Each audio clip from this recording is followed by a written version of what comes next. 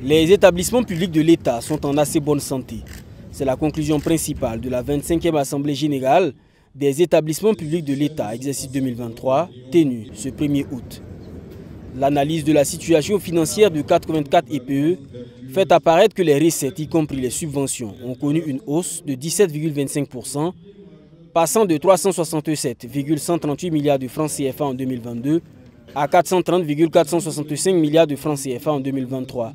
En outre, le ratio de couverture des dépenses par les recettes, qui était de 132,73% en 2022, est passé à 121,14% en 2023, ce qui témoigne de la prudence des responsables dans l'exécution des dépenses budgétaires. Il faut dire que globalement, les sociétés d'État, les établissements publics de l'État plutôt, se portent bien parce que quand on regarde au niveau des performances, il y a des progrès qui ont été réalisés. Au niveau des indicateurs aussi, la plupart des indicateurs se retrouvent dans les normes. Donc, ce qui montre que globalement la gestion est bien, mais il y a quand même quelques difficultés et pour lesquelles des recommandations seront formulées pour une meilleure gestion des sociétés et des établissements publics de l'État. Alors, de façon générale, nous constatons quand même du progrès entre 2022 et 2023, ce qui nous encourage dans ces contextes difficiles.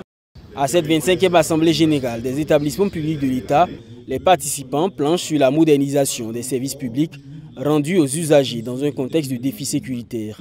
La tendance globale est qu'il faut poursuivre les efforts. Les processus d'amélioration continue de la qualité des services publics nécessitent une bonne organisation administrative et opérationnelle des EPE.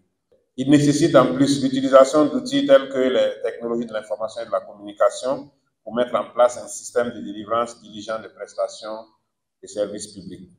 L'objectif recherché à travers ce thème est de créer les conditions d'une bonne performance de nos établissements publics en termes d'efficacité socio-économique, de qualité de services et d'efficience dans la gestion.